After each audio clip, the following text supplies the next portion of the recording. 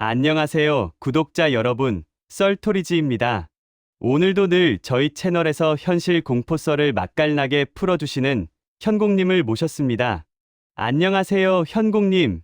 네, 안녕하세요. 썰토리지님 현공입니다. 오늘 준비하신 이야기는 대략적으로 어떤 이야기일까요?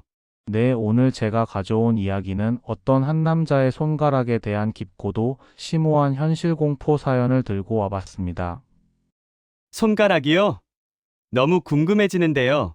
그럼 바로 준비되신 이야기 시작해 주시면 감사하겠습니다.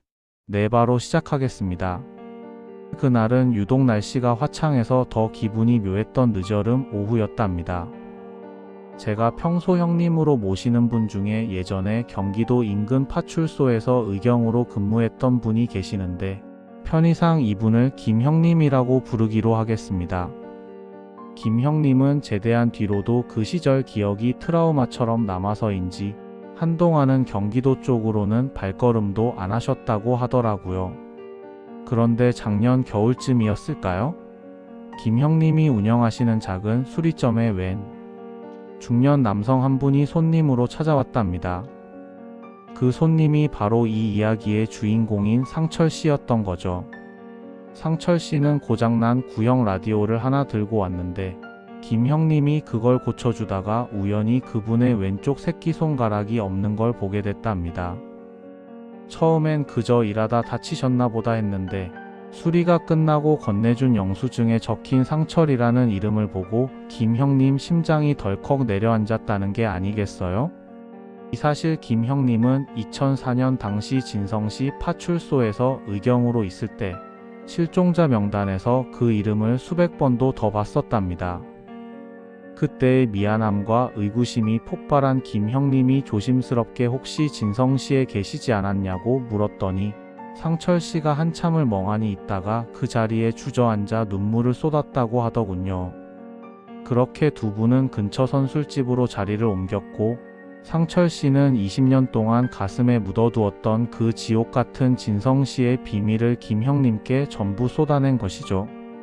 김 형님은 그날 밤 상철 씨의 이야기를 듣고 며칠을 알아놓으셨고 저와 술을 마시던 그날 세상에 이런 일도 있더라며 떨리는 목소리로 저에게 이 믿기지 않는 사연을 전해주게 된 거랍니다. 이야기를 시작하기 전에 꼭 말씀드려야 할 게 있는데 김 형님이 들려준 이 이야기에 나오는 지명이나 인물 이름은 모두 그분이 기억을 더듬어 재구성한 가상의 명칭들입니다. 예를 들어 이 끔찍한 사건의 무대가 된 도시를 우리는 그냥 진성시라고 부르기로 하고 주인공의 이름은 상철, 조직의 우두머리는 최 팀장, 그리고 상철 씨를 돕게 될 아이는 영민이라고 부르겠습니다. 이 사람의 엄마를 미자라고 부르는 식으로 등장하는 모든 이름은 실제와 무관하게 제가 지어낸 것이니 오해 없으시길 바랍니다. 자, 이제 2004년 가을 그 비릿한 공포의 서막으로 들어가 보겠습니다. 당시 갓 대학을 졸업하고 취업 준비를 하던 상철 씨는 극심한 취업난 속에서 이름만 대면 알만한 대기업의 협력업체라는 공고를 보고 진성시로 향하게 됐답니다. 높은 연봉과 기숙사 제공이라는 조건에 홀린 듯 짐을 쌌고 진성역에 내렸을 때만 해도 자신의 앞날의 꽃길만 펼쳐질 줄 알았다는 거죠. 역 앞에는 인상 좋은 중년 남성이 검은색 승용차를 몰고 나와 상철 씨를 반갑게 맞이했는데 이 남자가 바로 최 팀장이었답니다.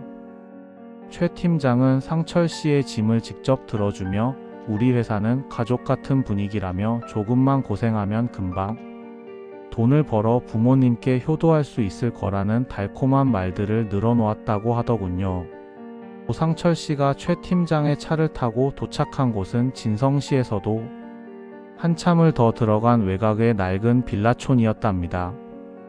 주변은 온통 재개발 공사로 인해 가림막이 쳐져 있고 사람의 흔적이 드문 황량한 곳이었는데 상철 씨는 그저 공사 중이라 그런가 보다 하고 대수롭지 않게 넘겼답니다. 빌라 3층에 위치한 기숙사라는 곳에 들어서자 이미 그곳에는 상철 씨 또래의 청년 10여 명이 좁은 거실에 모여 앉아 무언가 열심히 공부를 하고 있었답니다. 그런데 그들의 눈빛이 하나같이 초점이 없고 묘하게 생기가 없었다고 김 형님은 전했답니다. 최 팀장은 상철 씨에게 짐을 풀기도 전에 교육을 받아야 한다며 핸드폰과 신분증을 보안상의 이유로 잠시 맡겨달라고 요구했답니다. 여기서부터 무언가 잘못됐다는 걸 직감했어야 했는데 상철 씨는 그저 대기업의 철저한 보안 규정이라고만 믿고 순순히 넘겨주었다는 거죠. 다음날 아침부터 시작된 교육은 상철 씨의 상상을 완전히 초월하는 내용이었답니다. 회사는 가전제품을 파는 곳이라고 했지만 실제로는 노인들이나 순진한 시골 사람들을 꼬드겨 말도 안 되는 가격의 건강기능식품을 강매하게 만드는 다단계 조직이었던 겁니다.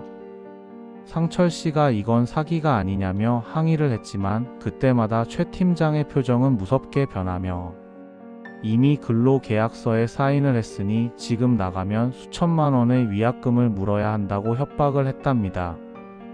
그뿐만 아니라 빌라의 모든 창문은 밖에서 쇠창살이 덧대어져 있었고 현관문은 밖에서만 열 수 있는 구조로 개조되어 있었다는 게 아니겠어요? 상철 씨는 그제야 자신이 거대한 거미줄에 걸린 팔이 신세라는 것을 깨달았답니다. 그때의 공포를 상철 씨는 지금도 생생하게 기억한다고 합니다. 매일 아침 6시에 일어나 나는 할 수 있다. 돈이 최고의 가치다라는 구호를 수백 번씩 외쳐야 했고 할당량을 채우지 못하는 날에는 좁은 방에 갇혀 정신교육이라는 명목하에 가혹한 행위가 이어졌답니다. 상철 씨는 어떻게든 도망칠 궁리를 했지만 기숙사 안에는 소위 감시조라고 불리는 덩치 큰 사내들이 24시간 교대로 문 앞을 지키고 있었답니다. 더욱 소름 끼치는 것은 함께 지내던 청년들 중 일부가 이미 세뇌되어 서로를 감시하고 고발하는 체계가 잡혀 있었다는 거죠. 상철 씨는 누구도 믿을 수 없는 이 지옥 같은 공간에서 점점 정신이 피폐해져 갔답니다. 상철 씨가 탈출을 꿈도 꾸지 못하게 만든 건 단순히 쇠창살뿐만이 아니었답니다. 일주일에 한 번씩 열리는 이른바 정신 개조 시간이 되면 조직원들은 실적이 가장 낮은 사람을 거실 중앙에 세워두고 다른 청년들에게 그 사람을 비난하게 만들었답니다. 만약 비난의 수위가 약하면 비난한 사람까지 같이 벌을 받는 구조였으니 청년들은 살기 위해서라도 서로에게 칼날 같은 말을 내뱉어야 했답니다. 상철 씨는 어제까지 같이 밥을 먹던 동료가 자신을 향해 너 같은 놈은 사회의 쓰레기다라고 소리치는 것을 보며 인간에 대한 신뢰를 완전히 잃어버렸다고 하더군요. 이 치밀한 심리 지배가 2004년 그 무더운 여름 진성시의 낡은 빌라 안에서 매일같이 반복되었답니다. 여기서 끝이 아니었습니다. 상철 씨가 가장 소름 돋았던 건 가끔 빌라 앞에 멈춰 서는 고급 승용차들의 정체였답니다. 재개발 현장을 보러 온 투자자들인 줄 알았는데 그들은 최 팀장의 안내를 받아 지하실로 내려갔다가 한참 뒤에 만족스러운 표정으로 나오곤 했다는 거죠. 상철 씨는 그 지하실에서 대체 무슨 일이 벌어지는지 알 수 없었지만 그들이 다녀간 날이면 기숙사 인원 중 한 명씩이 반드시 발령이라는 명목으로 사라졌답니다. 최 팀장은 그들이 다른 지역의 본사로 영전에 갔다고 축하 파티까지 열어줬지만 사라진 사람들의 짐은 빌라 뒤편 쓰레기장에 그대로 버려져 있었다는 게 김 형님이 상철 씨에게 듣고 저에게 전해준 이야기의 핵심이었답니다. 상철 씨는 어느 날 밤 화장실에 가기 위해 일어났다가 거실에서 들려오는 조직원들의 대화를 엿듣게 되었답니다. 최 팀장은 누군가와 전화 통화를 하며 이번 물건은 상태가 아주 좋습니다. 술, 담배도 안 한 깨끗한 놈이라 가격을 좀 더 쳐주셔야겠습니다. 라고 말하며 낄낄거리고 있었다는 거죠.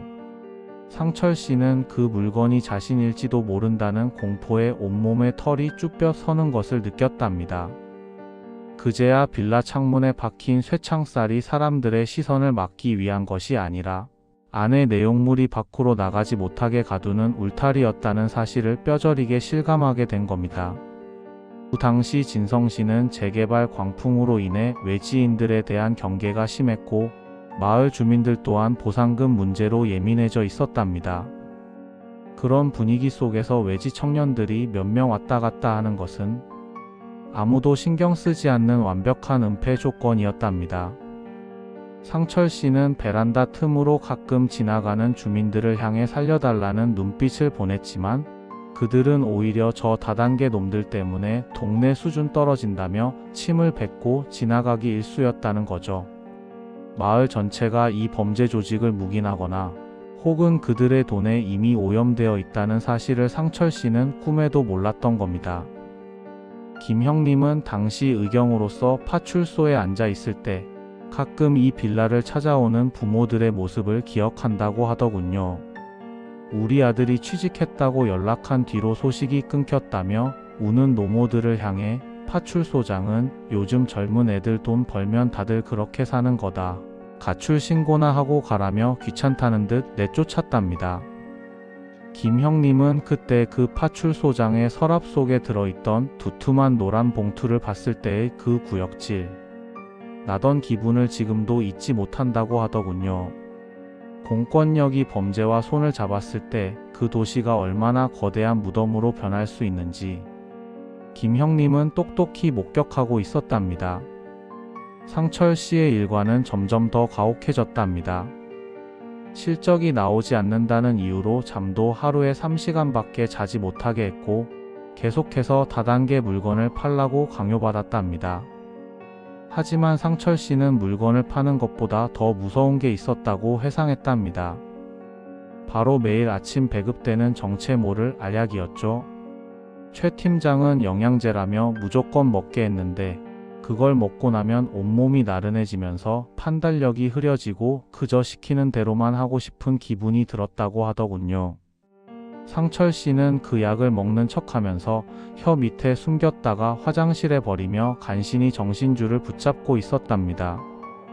그러던 어느 날 상철 씨는 기숙사 청소를 하던 중 최 팀장의 책상 위에 놓인 장부를 우연히 보게 되었답니다. 그 장부에는 기숙사 인원들의 이름 옆에 어급, 비급 같은 등급과 함께 정체 모를 금액들이 적혀 있었다는 거죠. 상철 씨의 이름 옆에는 특어급이라는 글자와 함께 당시 서울 아파트 한 채 값에 맞먹는 금액이 써져 있었답니다.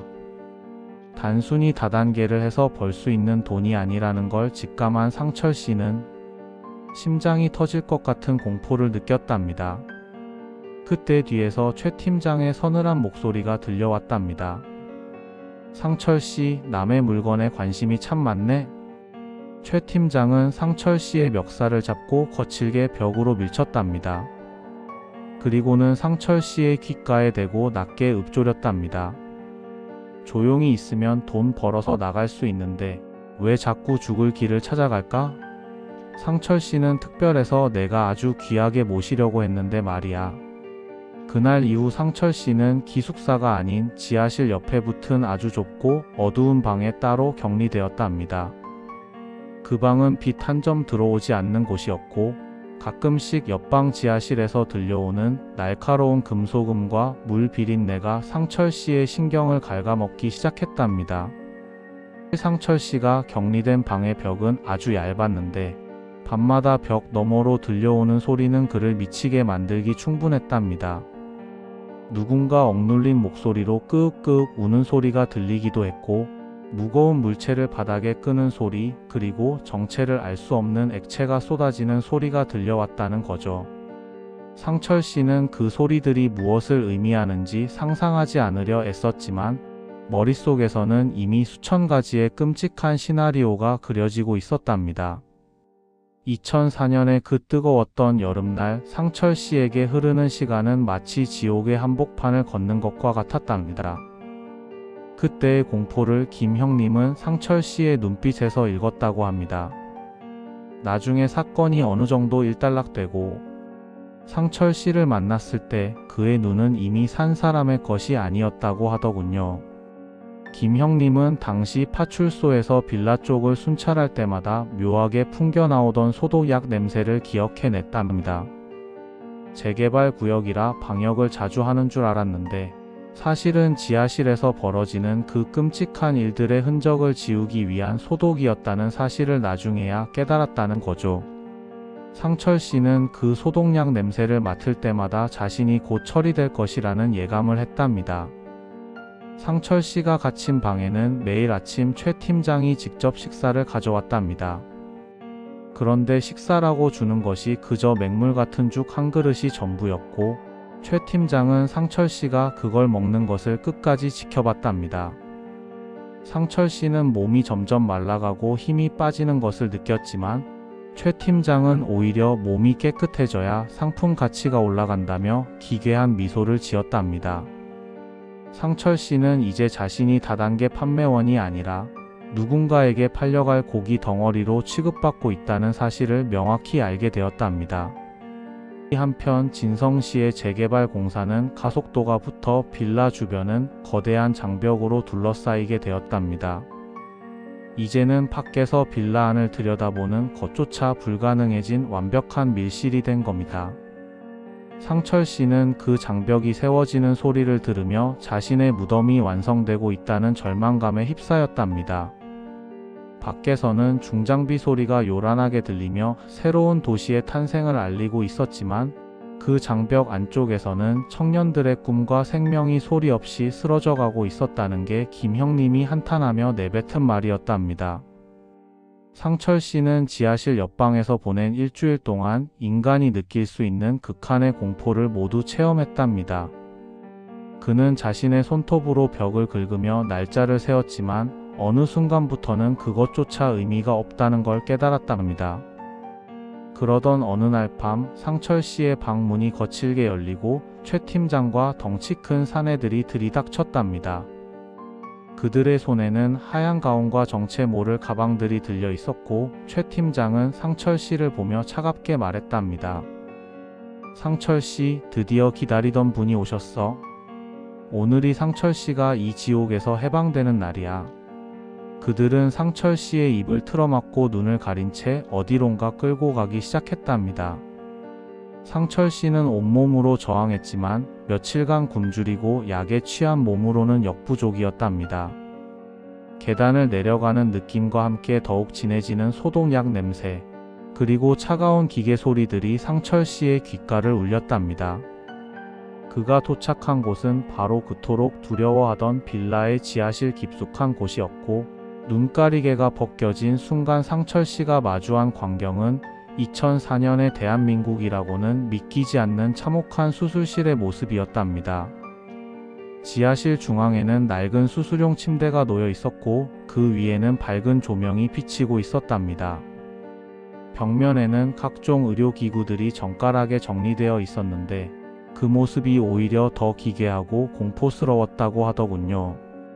최 팀장은 상철 씨를 침대에 묶으며 옆에 서 있던 중년의 사내에게 경의를 표했답니다. 그 사내는 해성의 한 유명 병원 원장으로 불리는 사람이었는데, 그는 상철 씨의 몸을 마치 물건 고르듯 이곳저곳 살펴보더니 상태가 아주 좋군, 바로 시작하지라고 짧게 내뱉었답니다. 상철 씨는 침대에 결박된 채 자신의 가슴 위에 차가운 메스가 닿는 것을 느꼈고, 그 찰나의 순간 구석에서 자신을 쳐다보는 심부름꾼 아이 영민이와 눈이 마주치며 정신이 아득해졌다고 하더군요. 그렇게 차가운 메스가 가슴 끝에 닿는 순간 상철 씨는 자신의 심장 박동 소리가 귓가를 때리는 천둥 소리처럼 들렸다고 했답니다. 그 찰나의 순간 구석에 서 있던 어린 영민이와 눈이 마주쳤는데, 그 아이의 눈빛이 평소와는 다르게 묘하게 번뜩이고 있었다는 게 아니겠어요?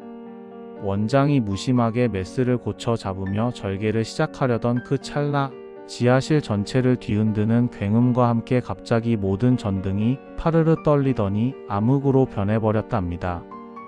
재개발 공사 현장의 고압선이 터진 것인지 아니면 운명의 장난인지 알 수 없었지만, 그 칠흑 같은 어둠이 상철 씨에게는 신령님이 내려준 마지막 동아줄이었던 셈이었죠.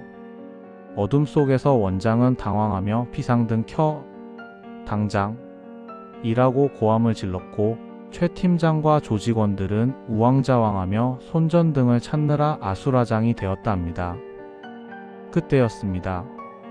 누군가 상철 씨의 입을 막으며 결박된 끈을 날카로운 무언가로 빠르게 잘라내는 손길이 느껴졌답니다.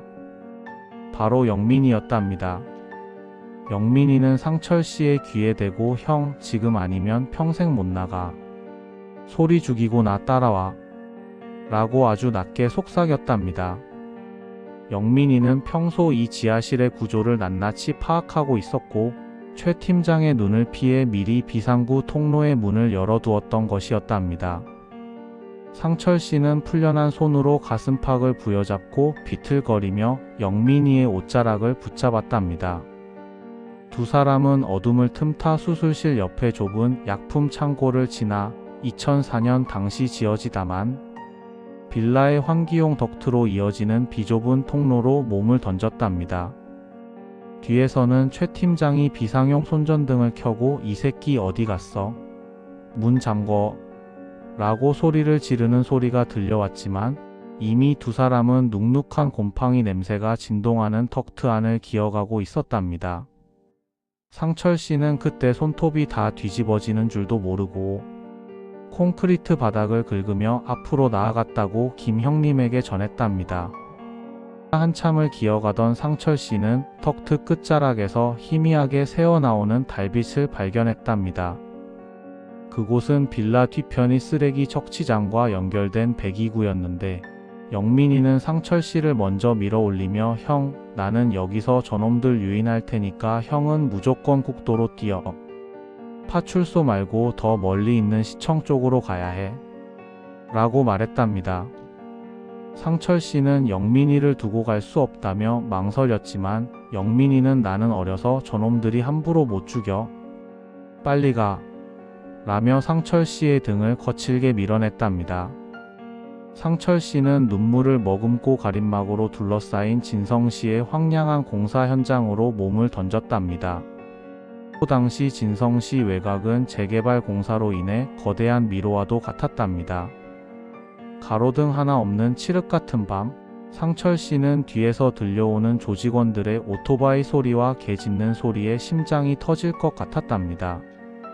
그는 길바닥에 굴러다니는 낡은 목재와 비닐 뒤에 몸을 숨기며 한 걸음 한 걸음 옮겼는데 묘하게도 마을 입구 쪽에서 주민들이 손전등을 들고 무언가를 찾고 있는 광경을 목격했답니다.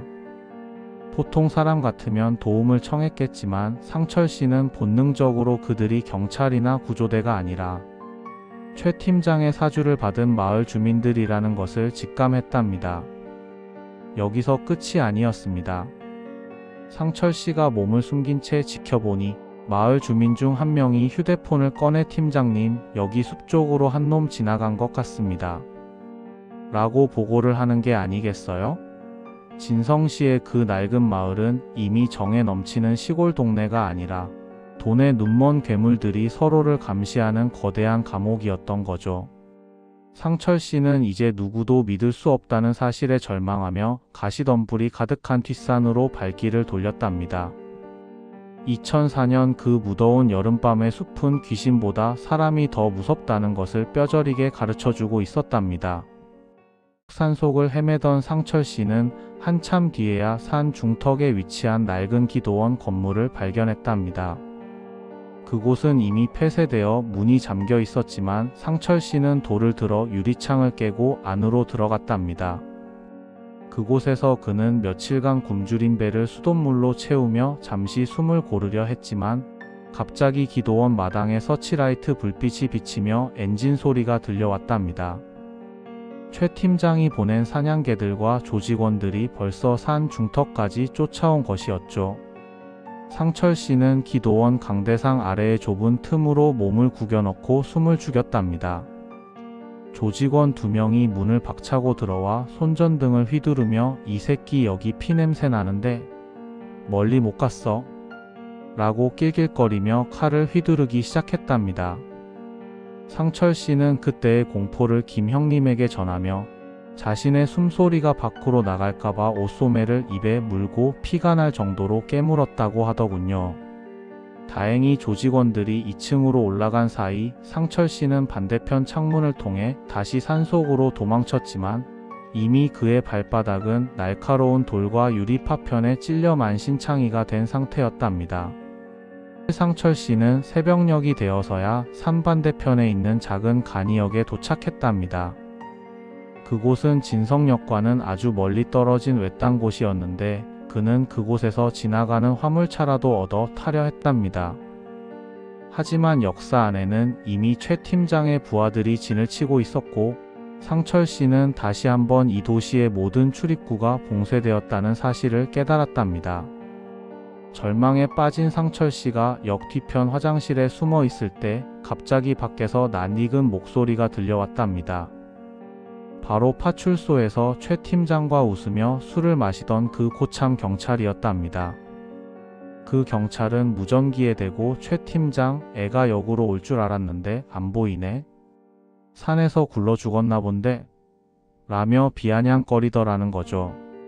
상철 씨는 그 순간 공권력조차 자신을 사냥하는 사냥꾼에 불과하다는 사실에 영혼이 탈출하는 기분이었답니다. 그는 경찰이 담배를 피우러 간 사이 역 근처 공터에 세워진 낡은 경운기 뒤로 몸을 숨겼는데 그곳에서 우연히 신문지 뭉치를 발견했답니다. 그 신문에는 진성시 재개발 관련 기사가 실려 있었고 최 팀장의 조직이 시의원들과 결탁해 얼마나 거대한 자금을 굴리고 있는지에 대한 홍보 문구들이 가득했답니다. 상철 씨는 이제 이 도시 안에서는 절대 살아남을 수 없음을 직감하고 마지막 도박을 하기로 했답니다. 그는 자신의 찢어진 옷을 벗고 쓰레기통에서 찾아낸 낡은 비료 포대를 뒤집어 써서 불황자처럼 보이게 꾸몄답니다. 그리고는 조직원들이 눈을 부라리고 있는 대로변을 향해 정면으로 걸어 나갔답니다. 등잔 밑이 어둡다는 생각 하나로 벌인 도박이었는데 놀랍게도 조직원들은 피투성이가 된 불황자를 그저 더럽다는 듯 피할 뿐 상철 씨임을 알아차리지 못했답니다. 하지만 진성 씨의 경계선에 다다랐을 때 상철 씨의 심장을 먹게 하는 광경이 펼쳐졌답니다. 검문소라고 불릴 만한 곳에는 경찰과 조직원들이 합동으로 지나가는 차량의 트렁크를 일일이 확인하고 있었는데 그 중심에 얼굴에 반창고를 붙인 최 팀장이 서 있었답니다. 최 팀장의 눈은 광기로 번뜩이고 있었고 그는 지나가는 모든 남자의 얼굴을 직접 대조하며 상철 씨를 찾고 있었던 거죠. 상철 씨는 그때의 위압감이 마치 거대한 뱀이 목을 조르는 것 같았다고 했답니다. 상철 씨는 검문소를 통과할 수 없음을 깨닫고 다시 빌라촌 근처의 재개발 구역으로 돌아왔답니다. 가장 위험한 곳이 가장 안전할 수 있다는 생각이었지만 사실 그는 영민이가 걱정되어 발길을 돌린 것이었답니다. 새벽의 안개가 짙게 깔린 빌라 주변을 맴돌던 상철 씨는 빌라 뒤편 공사 자재 더미 사이에서 무언가 웅크리고 있는 작은 형체를 발견했답니다. 가까이 다가가 보니 그곳에는 온몸이 멍투성이가 된 영민이가 입이 틀어막힌 채 묶여 있었답니다. 최 팀장이 상철 씨를 유인하기 위해 영민이를 미끼로 던져둔 것이었죠.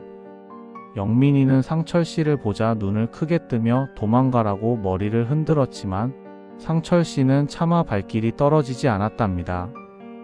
그는 영민이의 포박을 풀어주려 다가갔지만 그 순간 사방에서 강력한 서치라이트 불빛이 상철 씨를 비추었답니다. 이 새끼 올 줄 알았어. 최 팀장의 서늘한 목소리가 공터에 울려 퍼졌고 숨어있던 조직원 10여 명이 강목과 쇠파이프를 들고 상철 씨를 에워싸기 시작했답니다. 상철 씨는 이제 정말 끝이라는 생각에 하늘을 우러러 보았지만 2004년의 새벽 하늘은 차갑기만 했답니다. 최 팀장은 상철 씨의 앞으로 천천히 다가와 그의 뺨을 어루만지며 상철 씨, 내가 사람 보는 눈이 틀린 적이 없는데 말이야. 당신은 참 특별해. 죽음 앞에서도 제 발로 돌아오는 걸 보니 라고 소름 끼치게 속삭였답니다. 최 팀장은 상철 씨를 다시 지하실로 끌고 가라고 지시하며 이번에는 마취도 없이 작업을 시작하겠다고 선언했답니다.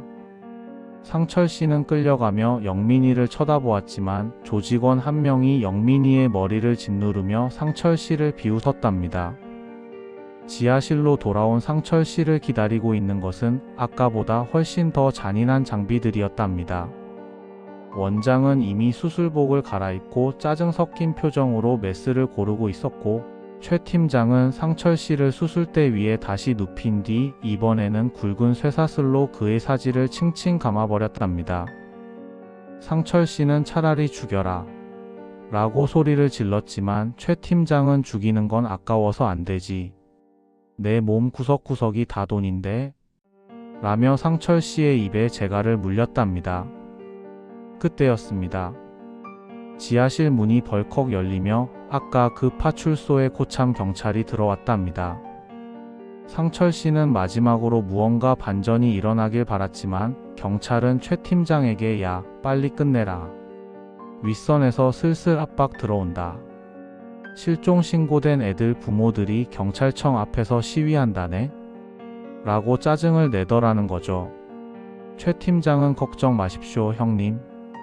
오늘 밤 안에 다 정리하고 흔적도 안 남길 테니까 라고 답하며 경찰에게 두꺼운 돈 봉투를 건넸답니다. 상철 씨는 그 광경을 보며 이 도시에는 신도 정의도 존재하지 않는다는 사실을 확신했답니다. 원장은 상철 씨의 가슴 부위에 소독약을 바르며 마취제 아까우니까 그냥 한다. 소리 지르면 혀부터 자를 줄 알아. 라고 차갑게 뱉었답니다. 상철 씨는 공포를 넘어선 해탈의 상태에 이르러 천장을 바라보았답니다. 낡은 조명 아래로 먼지가 떠다니는 모습이 마치 자신의 영혼이 흩어지는 것 같았다고 하더군요. 원장의 손에 들린 메스가 상철 씨의 명치 부근에 닿았을 때 상철 씨는 온몸의 신경이 곤두서는 극심한 고통을 미리 예감하며 눈을 질끈 감았답니다. 그런데 그 순간 지하실 밖에서 거대한 진동과 함께 쾅 하는 폭발음이 들려왔답니다. 재개발 구역의 가스관이라도 터진 것인지 지하실 천장에서 먼지가 쏟아지고 조명이 흔들렸답니다. 최 팀장과 원장은 당황하며 밖을 내다보려 했지만 곧이어 들려오는 소리는 가스 폭발음이 아니었답니다. 그것은 대형 중장비가 빌라 벽면을 들이받는 소리였답니다. 영민이가 도망친 틈을 타 근처 공사 현장에 굴착기를 몰고 와 빌라를 밀어버리기 시작한 것이었답니다. 영민이는 이 지옥을 끝내기 위해 자신의 목숨을 걸고 거대한 기계를 움직인 것이었죠. 빌라 벽이 무너져 내리며 지하실로 햇살과 먼지가 동시에 쏟아져 들어왔답니다.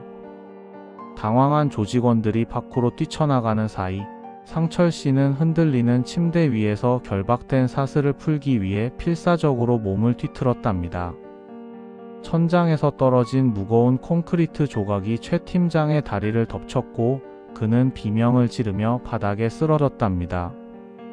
상철 씨는 그 틈을 타 옆에 놓인 의료용 가위를 집어들고 자신의 팔을 묶은 가죽 끈을 잘라냈답니다. 상철 씨는 무너진 지하실 틈새로 기어나와 자욱한 먼지 속에서 굴착기 위에 올라타 있는 영민이를 발견했답니다. 영민이는 울면서 형 빨리 타. 도망가야 해. 라고 소리쳤답니다. 하지만 최 팀장의 조직원들이 총기 대신 날카로운 흉기를 들고 굴착기로 몰려들기 시작했답니다. 상철 씨는 영민이를 굴착기에서 끌어내려 함께 공사 현장의 구덩이 속으로 몸을 던졌답니다.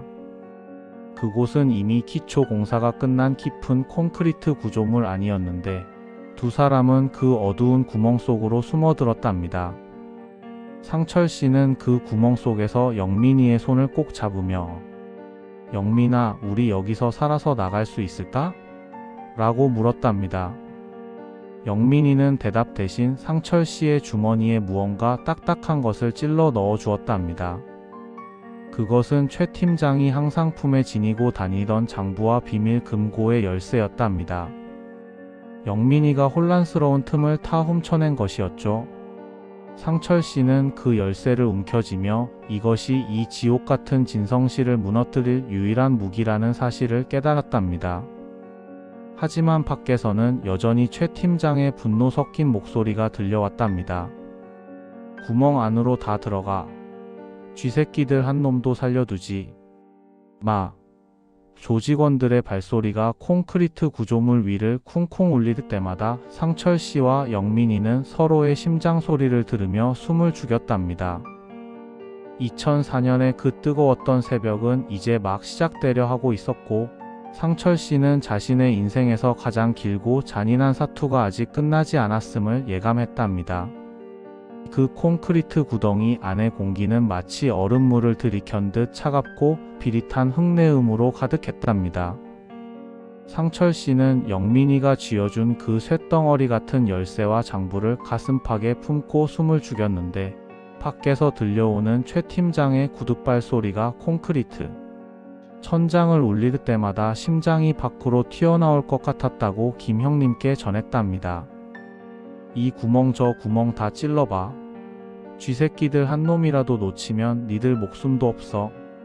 라는 최 팀장의 고함이 들려오고, 고지어 날카로운 쇠챙이가 구덩이 안쪽으로 쑤셔 들어오기 시작했답니다. 상철 씨는 옆에 있던 영민이의 손을 꼭 잡았는데, 그 어린아이의 손이 얼음장처럼 차가워진 걸 느끼고는 눈물이 핑 돌았다는 게 아니겠어요? 그런데 여기서 정말 소름 끼치는 상황이 벌어졌답니다. 구덩이 위로 서치라이트 불빛이 번쩍이며 비치더니 누군가 구덩이 안으로 뛰어내리는 육중한 소리가 들려왔답니다. 상철 씨는 이제 정말 끝이구나 싶어 눈을 질끈 감았는데, 어둠 속에서 들려온 목소리는 뜻밖에도 그 부패한 코참 경찰의 목소리였답니다. 하지만 그 경찰은 구해주러 온 게 아니었답니다. 그는 손전등을 켜고 구석에 웅크린 상철 씨를 발견하자마자 비릿한 미소를 지으며 권총을 겨누었답니다. 상철아, 내가 머리가 좀 좋네? 근데 여긴 내가 나갈 수 있는 곳이 아니야. 그 장부랑 열쇠 좋게 내놓고 편하게 가자. 라고 낮게 읊조리더라는 거죠. 상철 씨는 그때 깨달았답니다. 이 경찰 역시 최 팀장의 단순한 하수인이 아니라 진성시 전체를 주무르는 거대 카르텔의 핵심 일원이었던 것이었죠. 상철 씨는 제발 살려달라고 당신도 자식이 있지 않냐며 호소했지만, 경찰은 오히려 방아쇠에 손가락을 걸며 다가왔답니다. 그 순간 옆에 있던 영민이가 경찰의 다리를 붙잡고 늘어졌고, 상철 씨는 본능적으로 옆에 있던 날카로운 철근 조각을 집어들고 경찰의 팔을 찍어 눌렀답니다. 경찰이 비명을 지르며 총을 떨어뜨린 사이, 상철 씨는 경찰의 허리춤에서 수갑을 빼앗아 그의 한쪽 손목을 구조물의 철근에 채워버렸답니다. 경찰은 욕설을 내뱉으며 내가 여기서 나갈 수 있을 것 같냐? 마을 사람들 전체가 다 우리 편이다. 라고 절규했답니다. 상철 씨는 영민이를 이끌고 필사적으로 구덩이를 빠져나와 마을 외곽으로 달렸답니다. 하지만 2004년 당시의 진성시는 재개발 가림막으로 인해 거대한 미로와도 같았고, 도망칠 곳은 한정되어 있었답니다. 상철 씨는 마을 우체국 뒤편에 과일 운반 트럭이 새벽마다 오는데, 그걸 타면 시외로 나갈 수 있다는 영민이의 말을 믿고 우체국으로 향했답니다. 그런데 우체국 마당에 도착했을 때 상철 씨는 또다시 절망적인 광경을 목격했답니다. 마을 주민들이 낫과 몽둥이를 들고 저놈들이 여기로 왔다 며 길목을 차단하고 있었던 거죠. 돈에 눈먼 주민들은 상철 씨를 인간이 아닌 포상금이 달린 사냥감으로 보고 있었던 것이었답니다. 여기서 끝이 아니었습니다. 최 팀장은 이미 마을 방송을 통해 미친 탈옥범이 아이를 납치해 도망치고 있으니 잡는 사람에게 평생 연금을 보장하겠다고 거짓 정보를 흘려둔 상태였답니다. 상철 씨는 자신들을 에워싸는 주민들을 보며 이 도시가 얼마나 깊게 썩어 있는지를 다시 한번 뼈저리게 느꼈답니다. 그때 영민이가 갑자기 상철 씨의 손을 뿌리치고 주민들 앞으로 달려나갔답니다. 내가 잡았어요. 저 형이 나를 인질로 잡고 있었어요. 라고 소리를 지르는 게 아니겠어요? 상철 씨는 영민이가 자신을 배신한 줄 알고 충격에 빠졌지만, 영민이는 주민들의 시선이 자신에게 쏠린 틈을 타 상철 씨에게 눈짓으로 도망치라는 신호를 보냈답니다. 주민들이 영민이를 둘러싸고 환호하는 사이 상철 씨는 우체국 뒤편에 대기 중이던 냉동탑차 아래의 예비 타이어 보관함 속으로 몸을 구겨 넣었답니다. 영민이는 주민들에게 붙잡혀 최 팀장에게 끌려가면서도 끝까지 상철 씨의 위치를 불지 않았고, 상철 씨는 차체 밑에서 영민이가 끌려가며 내뱉는 비명 소리를 들으며 피눈물을 흘렸답니다. 잠시 후 탑차에 시동이 걸리고 상철 씨는 덜덜 떨리는 차체에 매달려 진성 씨의 경계를 벗어나기 시작했답니다. 검문소에서 최 팀장이 차를 세우고 기사에게 이상한 놈 못 봤냐고 묻는 목소리가 차체 바닥을 타고 상철 씨의 귓가에 울릴 때 상철 씨는 숨을 멈추고 제발 영민이가 무사하기만을 기도했답니다.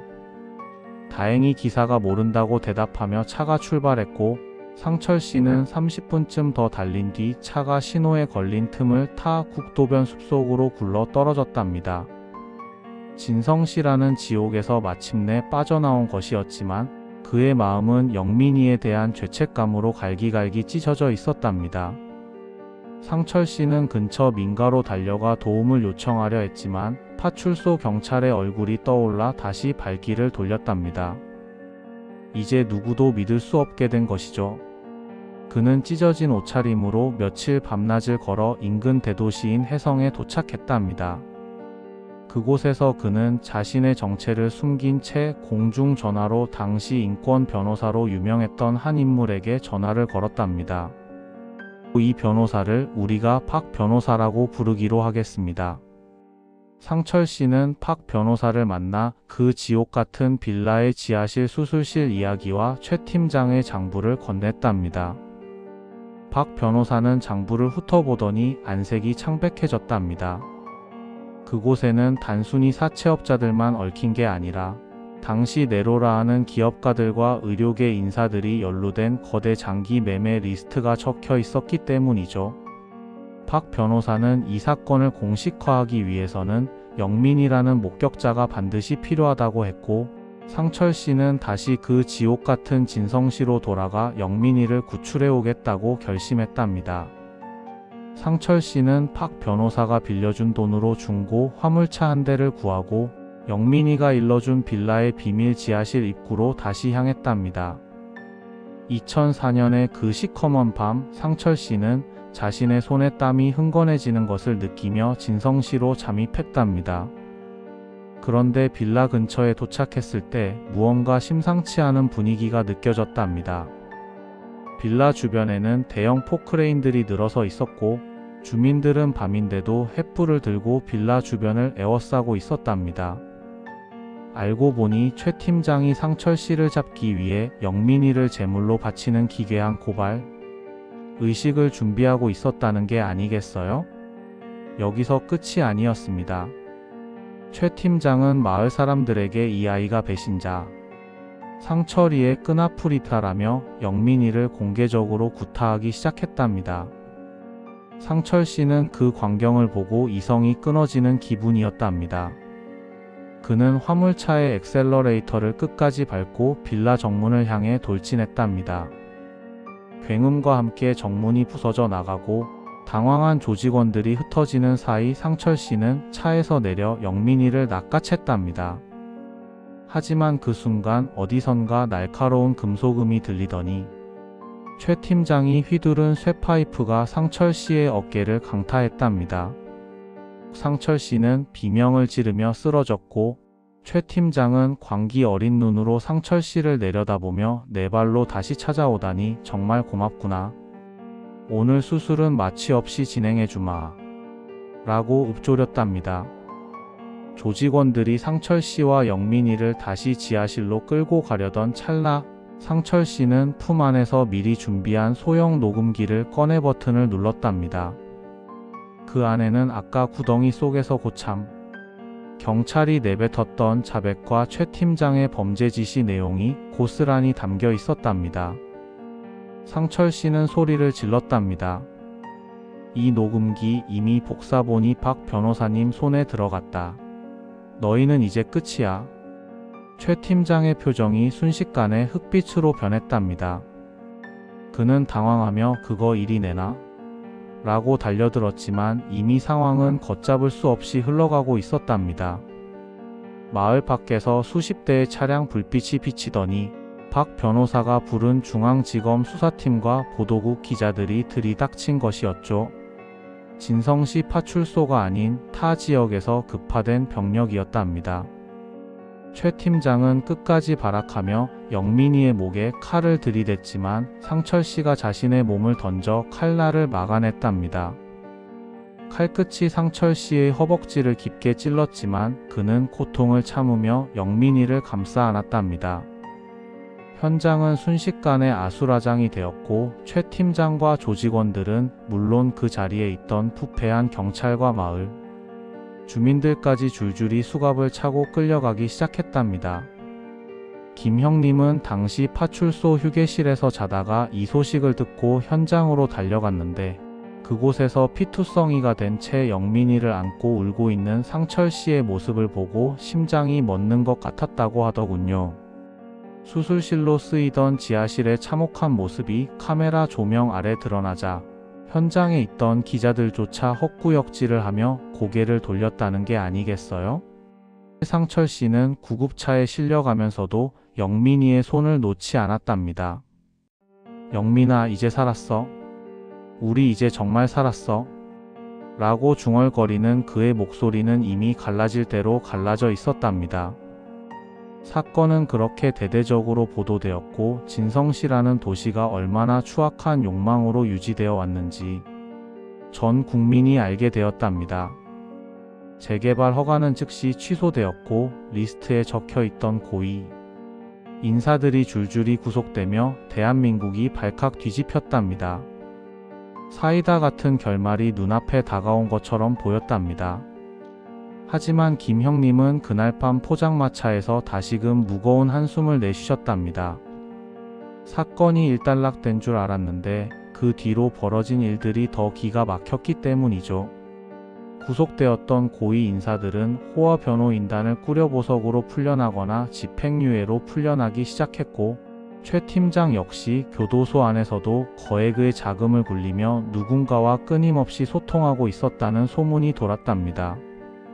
상철 씨는 증인 보호 프로그램을 통해 멀리 이사를 갔지만 매일 밤 낯선 차가 집 주변을 서성이는 공포에 시달려야 했답니다. 가장 가슴 아픈 건 영민이의 행방이었답니다. 병원에서 치료를 받던 영민이가 어느 날 밤 흔적도 없이 사라져버린 것이었죠. 병원 CCTV에는 검은 양복을 입은 사내들이 영민이를 휠체어에 태우고 나가는 모습이 찍혔지만 수사는 지지부진하게 마무리되었답니다. 상철 씨는 영민이를 찾기 위해 전 재산을 털어 수소문했지만 그럴수록 더 거대한 벽에 부딪히는 느낌이었다고 김 형님께 토로했답니다. 형님, 그놈들은 뿌리가 너무 깊어요. 가지 하나 쳤다고 나무가 죽지 않더라고요. 라며 상철 씨는 피눈물을 흘렸답니다. 상철 씨는 20년 동안 복수를 꿈꾸며 살아왔답니다. 그는 평범한 노동자로 살아가면서도 밤마다 진성 씨의 그 낡은 지하실 도면을 그리고 자신을 팔아치우려 했던 그들의 얼굴을 하나하나 기록해왔답니다. 그러던 어느 날 그는 김 형님의 수리점에 들르기 며칠 전 신문기사 귀퉁이에서 낯익은 이름을 발견했답니다.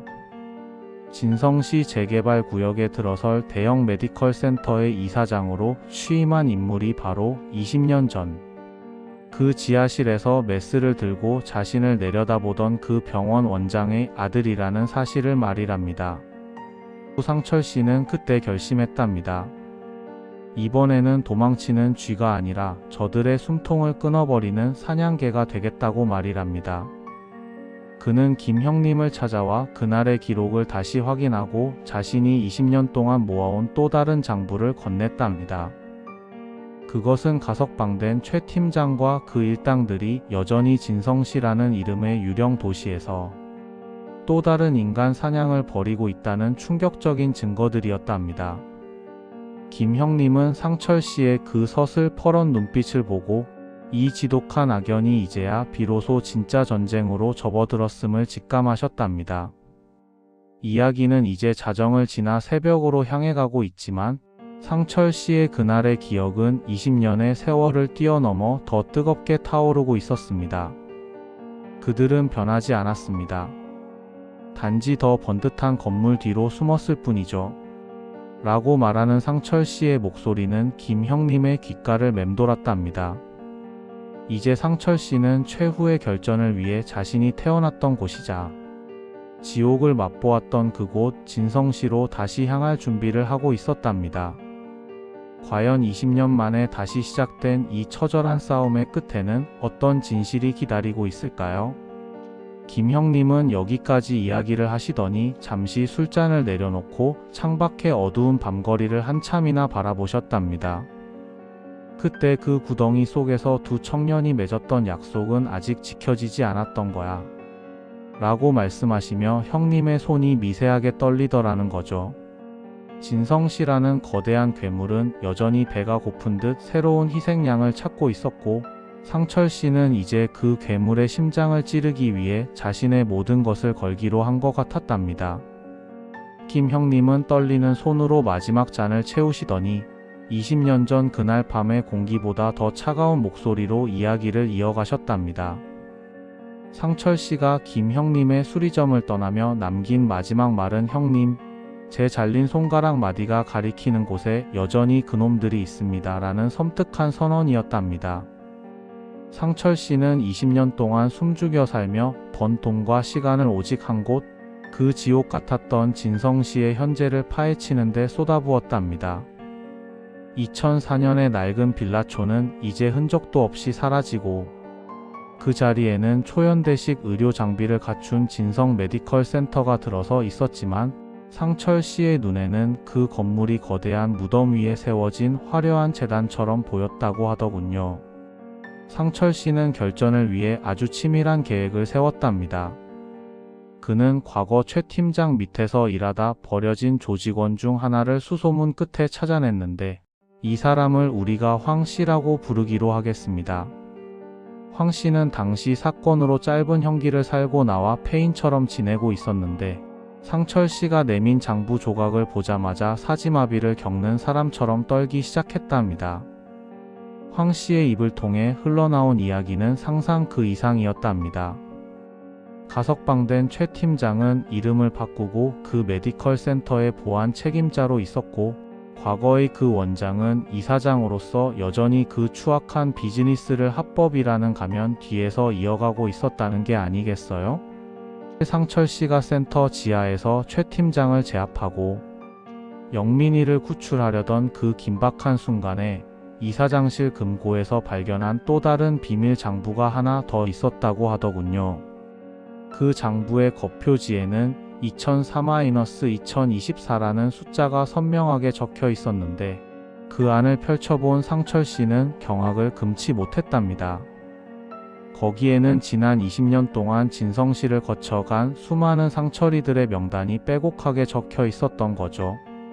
다단계에 속아 들어왔던 청년들 뿐만 아니라 재개발 보상금을 노리고 찾아왔자가 행방불명된 노인들, 심지어는 이 카르텔의 비밀을 발설하려다 처리된 내부 고발자들의 이름까지.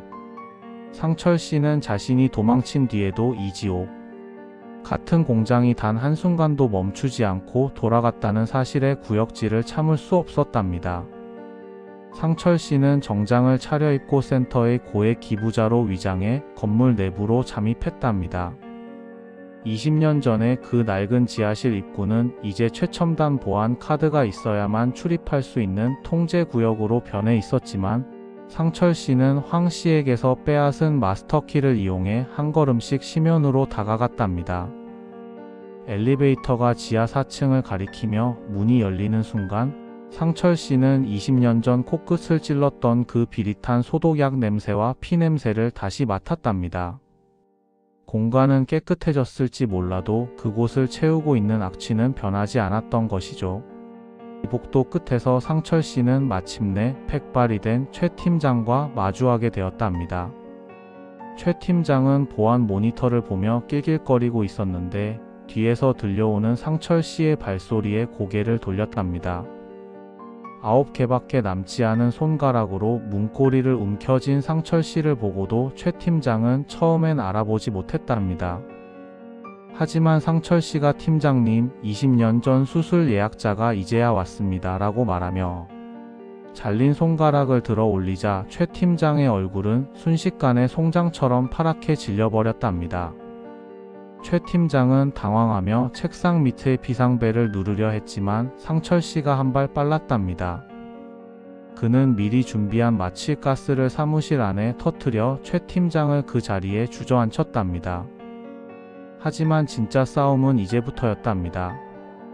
상철 씨는 최 팀장의 멱살을 잡고 끌고 가 영민이가 있다는 지하 보일러실의 철문을 부수듯 열었답니다. 그곳에서 마주한 광경에 상철 씨는 짐승 같은 울음을 터뜨렸답니다. 30대 중반의 청년이 된 영민이는 쇠사슬에 묶인 채 초점 없는 눈으로 허공을 바라보며 기계처럼 석탄을 나르고 있었답니다. 몸 곳곳에는 수많은 생체 실험의 흔적이 흉터로 남아 있었고 상철 씨를 보고도 주인님 잘못했어요 라며 벌벌 떨더라는 거죠.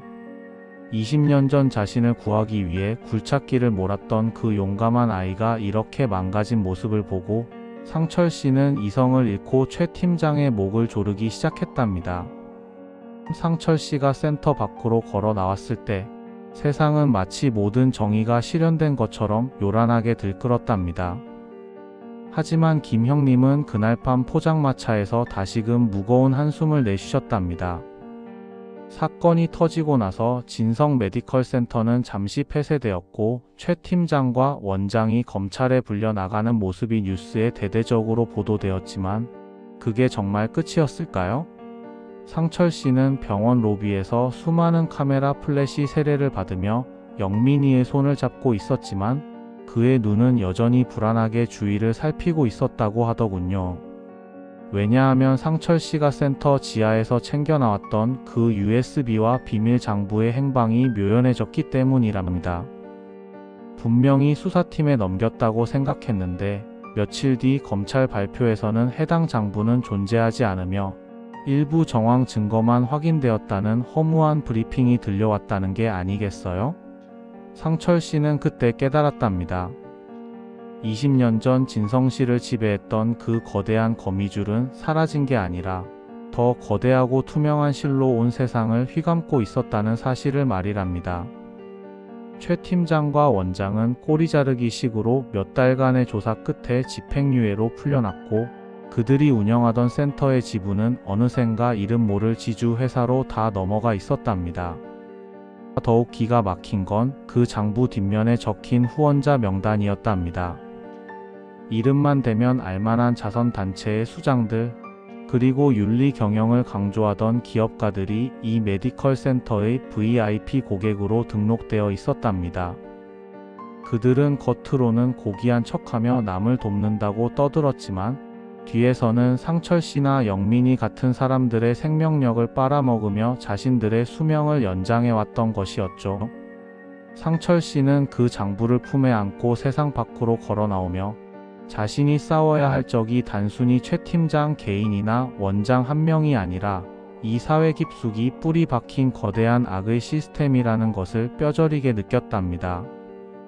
상철 씨는 영민이를 데리고 연고도 없는 아주 먼 시골 마을로 숨어들었지만 그곳에서도 묘한 시선들을 느껴야 했답니다.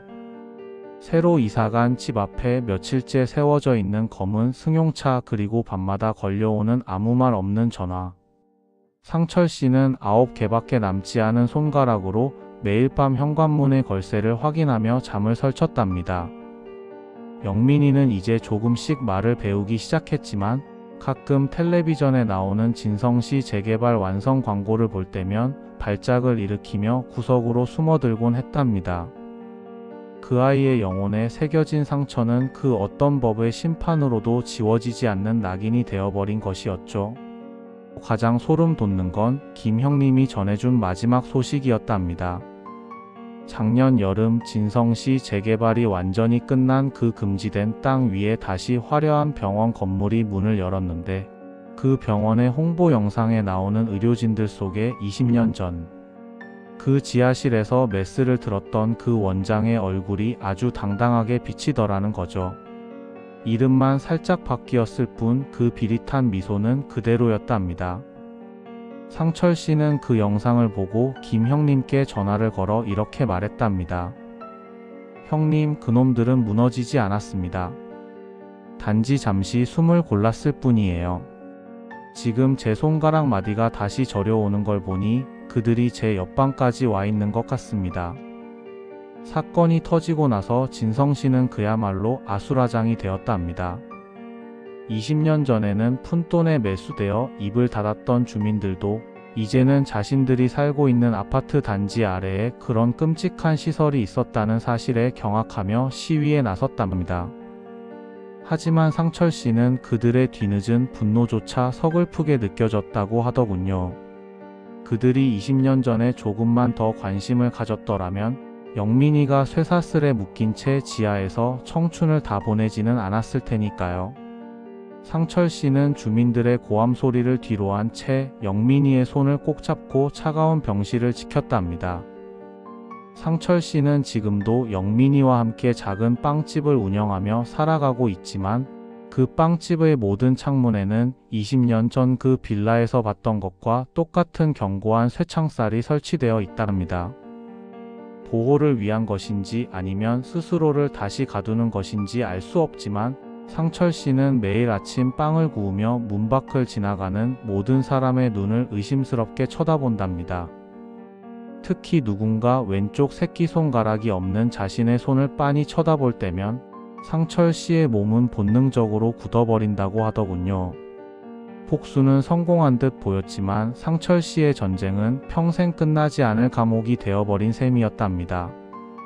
영민이의 상태는 생각보다 훨씬 심각했답니다.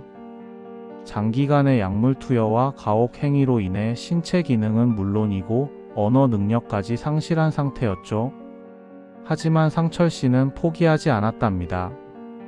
그는 9개 남은 손가락으로 매일 영민이의 야윈 손을 마사지해주며 어린 시절 그들이 구덩이 속에서 나누었던 짧은 대화들을 속삭여 주었답니다. 영민아, 기억나니? 그때 내가 나한테 열쇠 주면서 도망가라고 했던 거. 이제는 내가 너한테 자유의 열쇠를 줄게. 상철 씨의 진심이 닿았는지 어느 날 오후 햇살이 눈부시게 내리쬐던 병실에서 영민이가 처음으로 상철 씨의 손을 미세하게 움켜쥐었답니다. 김 형님은 이 대목을 말씀하실 때 잠시 목이 메어 말을 잇지 못하셨답니다. 그 잘린 손가락 마디가 영민이의 손바닥에 닿는 순간 20년의 세월이 멈추는 것 같았다더군. 형님은 그날 밤 상철 씨와 영민이가 함께 흘린 눈물은 억울함의 눈물이 아니라 비로소 인간으로 돌아온 환희의 눈물이었을 거라고 하더군요. 하지만 세상은 그들을 가만히 내버려 두지 않았답니다. 가석방 상태에서 다시 체포된 최 팀장은 호화 변호인단을 앞세워 심신미약을 주장하며 감형을 시도했고, 배후의 권력자들은 자신들의 이름이 장부에서 삭제되도록 검찰에 전방위적인 압박을 가했답니다.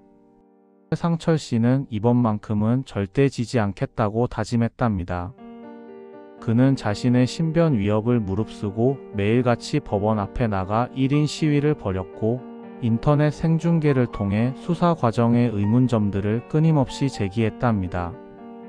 전 국민이 상철 씨의 9개 손가락을 기억하게 되었고, 진성 씨의 눈물이라는 이름의 구호가 거리마다 울려 퍼졌답니다. 하지만 결과는 참혹했답니다. 대중의 관심이 식어갈 무렵 핵심 증거였던 USB는 검찰 캐비닛 안에서 기술적 결함으로 파손되었다는 판결이 나왔고, 최 팀장은 건강상의 이유로 다시 형집행정지를 받아 풀려났다는 소식이 들려왔답니다.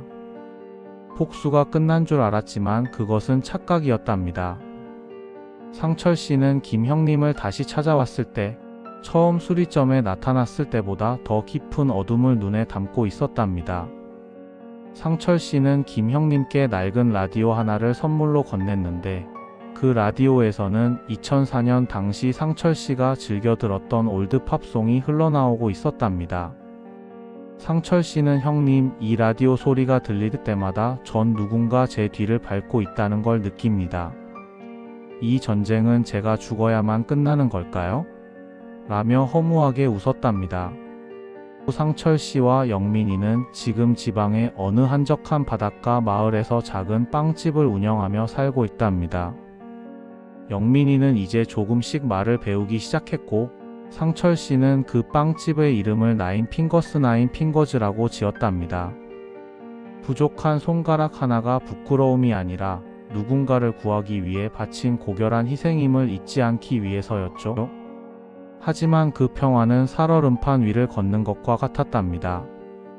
마을 사람들은 친절했지만 상철 씨는 매일 저녁 가게 문을 닫고 나면 식탁 밑에 숨겨둔 흉기를 다시 한번 확인하며 잠자리에 든답니다. 김 형님은 술자리를 마무리하며 제게 이런 말씀을 하셨답니다. 이게 진짜 세상이야. 대단한 사이다 반전? 그런 건 영화에나 나오는 거지. 상철이가 살아남은 건 기적이지만 그 기적의 대가로 평생을 공포 속에서 살아야 한다면 그게 정말 구원일까? 형님의 그 질문에 저는 아무 대답도 할 수 없었답니다. 포장마차 밖으로 나오니 밤 공기가 유독 차가웠는데 그 차가움이 마치 20년 전 진성시의 그 지하수로에서 올라오던 그 냉기처럼 느껴져 저도 모르게 옷깃을 여몄답니다. 라디오를 청취하고 계신 여러분, 오늘 밤 여러분의 아파트 층간 소음이 단순히 아이들이 뛰는 소리라고 생각하시나요? 혹은 집 앞에 잘못 배달된 택배 상자가 그저 단순한 실수라고 믿으시나요? 상철 씨는 지금도 누군가 자신의 빵집 문을 두드리는 소리에 심장이 내려앉는다고 합니다. 그 소리가 손님일지 아니면 20년 만에 다시 자신을 찾아온 최 팀장의 부하일지 알 수 없는 그 지독한 불확실성. 그것이 바로 우리가 살아가는 이 현실이라는 이름의 진짜 공포가 아닐까요? 이야기가 정말 길었네요. 2004년의 그 비릿한 새벽부터 2024년의 찬란한 아침까지 한 인간의 영혼이 어떻게 파괴되고 또 어떻게 다시 피어나는지를 함께 지켜봐 주셔서 감사합니다. 김 형님과 제가 나눈 이 소주 한 잔의 무게가 여러분의 가슴 속에도 묵직한 울림으로 남았기를 바랍니다. 상철 씨는 오늘도 바닷가 빵집에서 따뜻한 빵을 구우며 영민이와 함께 평온한 노을을 바라보고 있을 겁니다. 하지만 그 노을 너머에서 누군가 자신들을 지켜보고 있다는 예감을 지우지 못한 채 말이죠. 포장마차 밖으로 나오니 밤 공기가 유독 상쾌하게 느껴지더군요. 마치 20년 묵은 진성시의 매연이 다 거친 것 같은 그런 기분 말입니다. 하지만 형님의 마지막 말이 제 귓가를 맴돕니다. 야, 근데 말이야. 아까 낮에 상철이한테 문자가 왔는데 자기 빵집 건너편에 20년 전 그 파출소 고참 경찰을 닮은 노인이 매일같이 앉아 있다고 하더라고. 그게 우연일까? 형님의 그 질문이 이 사연의 진짜 마지막 문장이 아닐까 싶습니다. 상철 씨가 쥔 그 비밀 열쇠는 과연 구원의 열쇠였을까요? 아니면 끝나지 않는 지옥의 문을 여는 열쇠였을까요? 진실은 오직 9개 손가락의 상철 씨만이 알고 있겠죠. 탐욕의 집은 허물어졌을지 모르나 그 집을 지탱하던 어둠은 여전히 우리 주변을 배회하고 있답니다. 진성시의 개들은 죽지 않고 그저 짖는 소리를 낮췄을 뿐이다라는 김 형님의 마지막 경고를 남기며 저 역시 이만 물러가겠습니다. 와, 현공님 이야기 오늘도 너무 재밌게 잘 들었습니다. 오늘 이야기를 들으면서 오늘도 등줄기에 땀이 흥건해져 버렸네요. 그럼 이만 현공님은 보내드리겠습니다. 감사합니다. 현공님 들어가세요. 네, 감사합니다. 다음에 뵐게요.